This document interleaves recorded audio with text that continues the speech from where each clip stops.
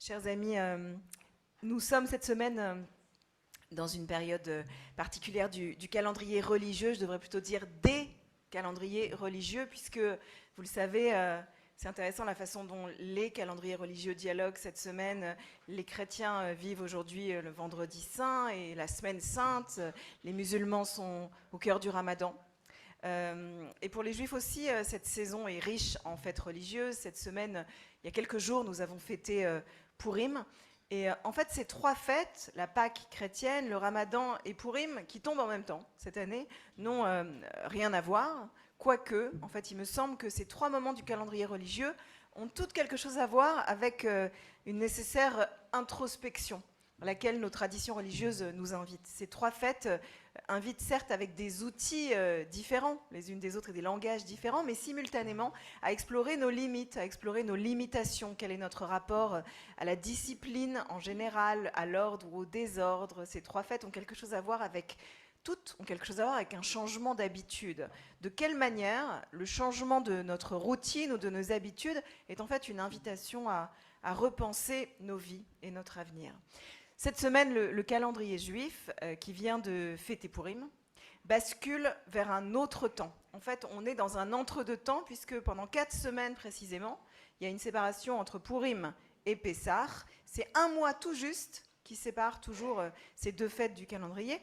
Et nos sages nous invitent souvent à méditer sur ce qui sépare et ce qui rapproche ces deux temps. Voilà, ce moment dans lequel nous sommes, un entre-deux temps et ces deux célébrations. On pourrait dire qu'à priori, tout oppose Pourim à Pessah. À Pourim, vous le savez, on boit beaucoup trop, alors qu'à Pessah, on doit consommer 4 verres avec un 5e posé sur la table, pas plus. À Pourim, on fait un peu n'importe quoi, dans le désordre, alors qu'à Pessah, au contraire, on est censé respecter un ordre. Comment ça se dit ordre en hébreu? Seder, un ordre pour raconter l'histoire dans le bon sens.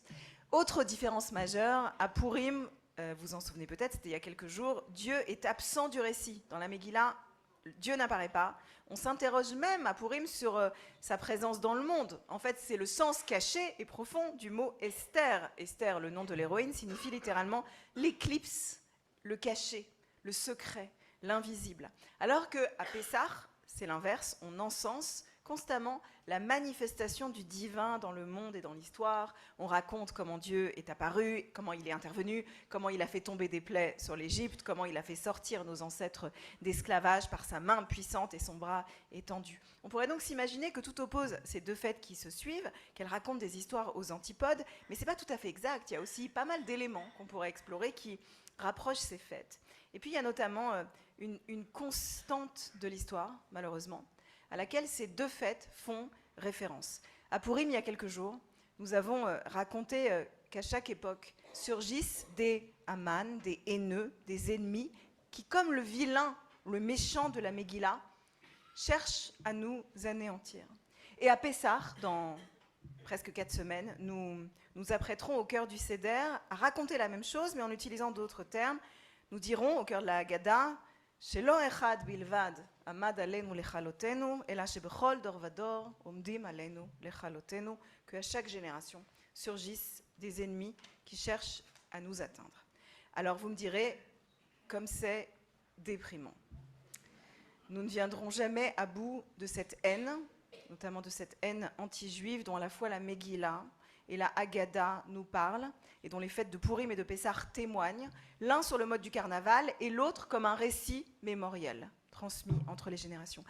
Et je ne sais pas exactement comment répondre à cette question, parce qu'il faut bien reconnaître que nous vivons un temps, c'est vrai, où la haine est mutante et persistante. Elle est tellement présente autour de nous, pas que la haine du juif d'ailleurs, mais la haine de bien d'autres gens autour de nous, de racisme, de hargne, la haine contre des étrangers, contre des profs, contre la République, contre tant et tant de valeurs que nous chérissons, que nous défendons, qui nous sont chères. Et bien sûr, la haine anti-juive qui est là, très présente autour de nous. Et nous savons combien ce combat sera évidemment aussi celui de notre génération.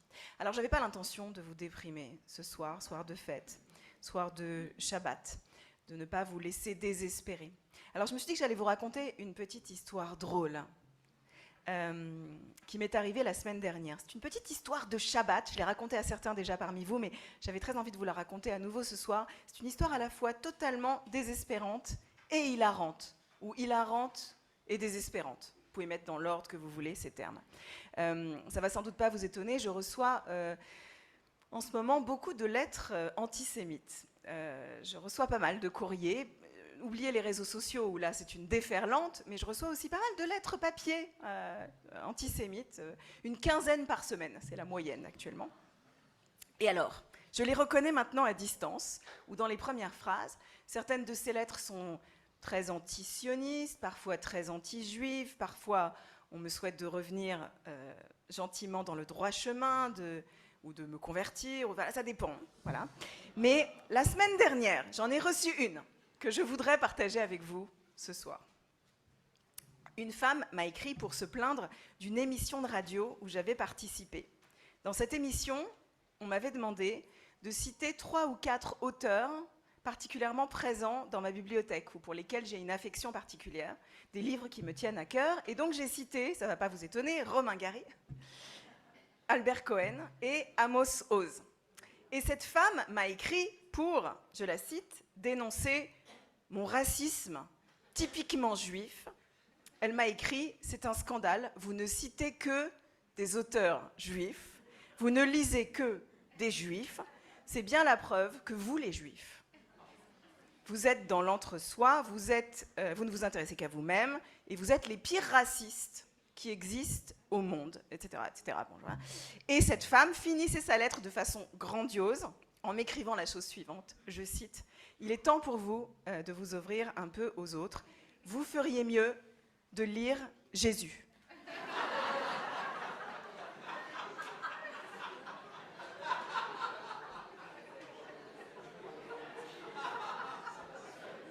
Alors, je n'ai pas osé lui répondre.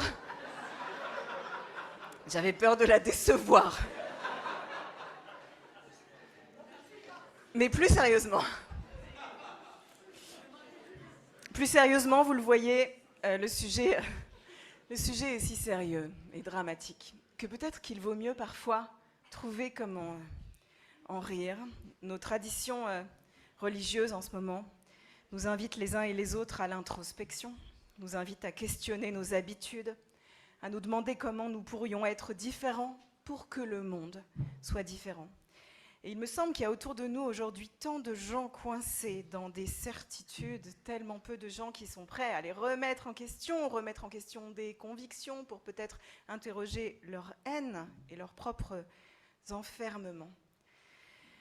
Alors puisse ce Shabbat nous apporter de la paix, de la réflexion, de l'espoir, grâce à une nouvelle génération qui nous guide vers d'autres temps. Puisse ce Shabbat nous apporter de la lumière, de la joie, du rire et, je l'espère, de la sérénité.